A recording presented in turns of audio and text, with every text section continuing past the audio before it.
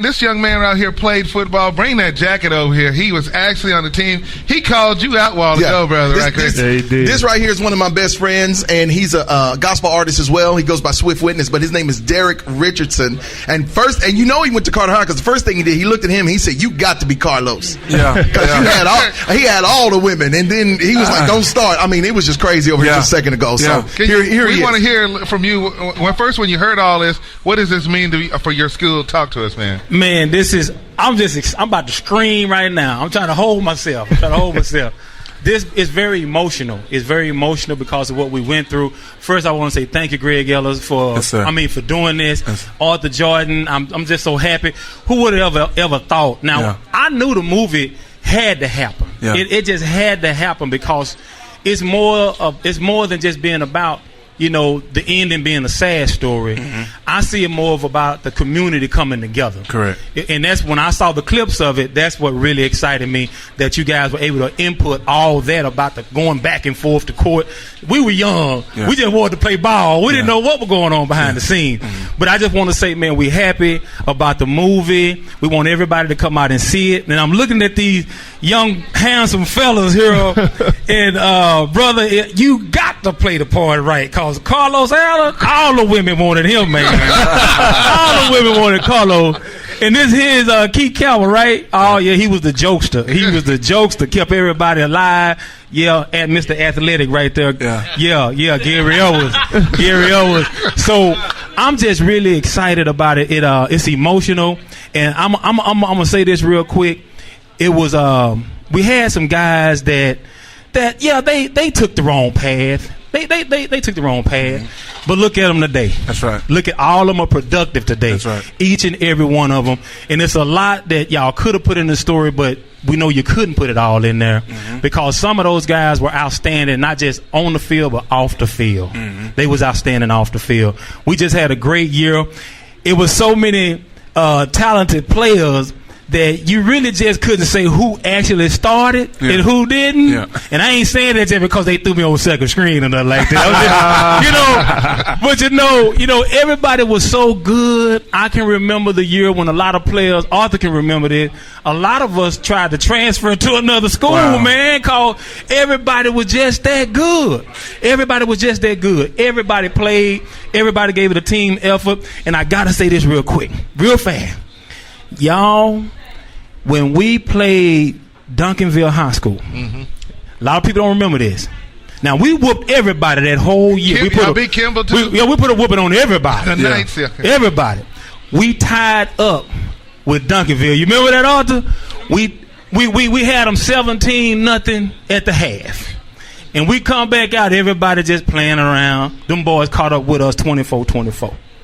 The next time we went to practice, Arthur, you remember, coaches wasn't saying nothing that day, but they put it on us like a stepchild that day, man.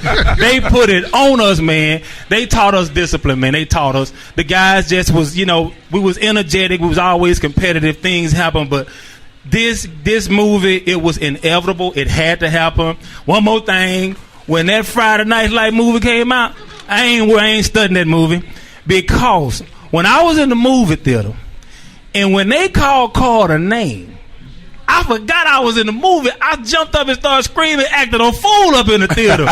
So that's how I know that this movie finna blow up, y'all. It's finna blow up. So everybody, make sure you go out and see it. I want to thank these young men for doing what they doing, playing their parts. I hope God gonna bless y'all in your future endeavors. I gotta say something about Freddie James, man. Oh, man. I mean, because, it's just amazing. And then you guys band and everything. I mean, it was just Carter was Dallas during that time period. Yes. Now I know it's Skyline and everything. And then you seen the DeSoto's now. Because wasn't hardly no blacks playing on DeSoto. You sure wasn't going to be playing no quarterback over there. No. Lancaster, Cedar Hill. Can you talk a little bit about Coach Carter and then how it is now? Because we got to get those kids, again, now they're down at, 4A now. Shouldn't be 4A. They should be 5 or 6A without a doubt. I think it's the typical social thing that happens. I think that at that time you had mostly higher middle class African Americans living in that community. There was mostly fathers and mothers that was together. as time passed, things happen, trouble times, people begin to grow, get promotions, they move out, parents move out to different territories. So what you got going on now, we got a lot of kids that they don't have as much discipline, but believe me, a lot of the churches in the community, we working on that. We're working on that now.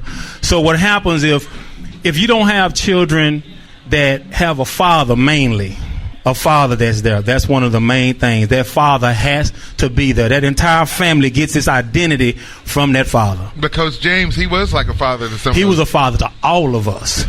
He was a father. He was that second father to everybody. Even though he loves sucking on them lollipops all the time, he was a father to everybody. And what really blessed me is that Coach James, he don't forget none of his players. Mm-hmm. Nobody. My brother played 4 years after me. He came running home one day saying, "Man, I'm so hyped. Coach James was talking about you. He remember when you busted your blood vessel and you still played in that game against Sock." He still remember all that stuff, man. So Coach James was a father. He wasn't just one of them coaches that try to, hey, I want all my teammates to pass, kids to pass so we can make them play. No, have them play. No, Coach James set us down. It just wasn't practice. He sat down, he talked to us, he explained life to us, he explained all these things to us. I remember him telling us, what you do now is what's going to determine your future. Yeah, it's what you do now what's going to determine your future. But y'all had to go up against that mojo out there and those other teams, man. I know they hated to see y'all coming, man. Yes, sir. Yes, sir. You just can't. When I'm gonna put it like this, I must say, to be as extraordinary as our team was, God had to have his hand on it. Yeah. He had to have his hand on it. We were just, when those teams saw us coming, I'm going to be honest, a few of them teams, they wasn't scared. They showed up. Tyler showed up.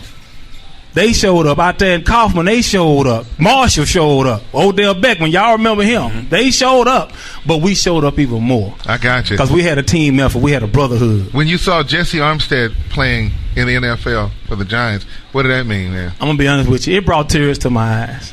It brought tears to my eyes. And I'm going to say this. Out of the fellas that got caught up, I'm going to tell you right now. Was that at that McDonald's on 67? Is that what it was? Or during that time? Because that was a hangout back in the day, right there. Yeah, but it was more just McDonald's. Punch holes from everybody. Got hit up back then. But those brothers was just competitive. They would have never hurt a fly. They wasn't going to hurt nobody. But the thing is, over half of those brothers would have went to the NFL. Mm-hmm. Wow. They would have made it. We got so many players that Arthur know that on that same squad that went to the pro. If I stood here and started naming them off, we wouldn't have enough time. We wouldn't have enough time. Greg, anybody have a question for him before we let him go? Well, I got Arthur, so I was able to get all my questions answered. But thank you so much for the compliments. Appreciate your enthusiasm. And again, man, just thanks. It's good to see other people coming out that was a part of that era that went on, and how excited. I love to see you guys, saying you guys meaning that team. Every time I meet y'all, one of y'all or two of y'all in a place, everybody shares that same excitement that you're sharing right now. So appreciate that, man. I want to know how you got away with that jacket and put that on that. Did y'all see his jacket? No, that's Patrick. That's my buddy's jacket. Bring that jacket over here, man. Y'all got to look at this right here. Look at this. They need to see Keith's jacket, Mr. Campbell. He said, "I don't like." I can't say that. I like doing the nasty. Okay. Wow. That's why he got so many kids now. That's why he wasn't able to make it. He texted me and told me his baby came down from college and he couldn't make it. So that's what that is. Wow. Greg Ellis, thank you very much. Yes, sir. Appreciate it, Arthur. Thank you.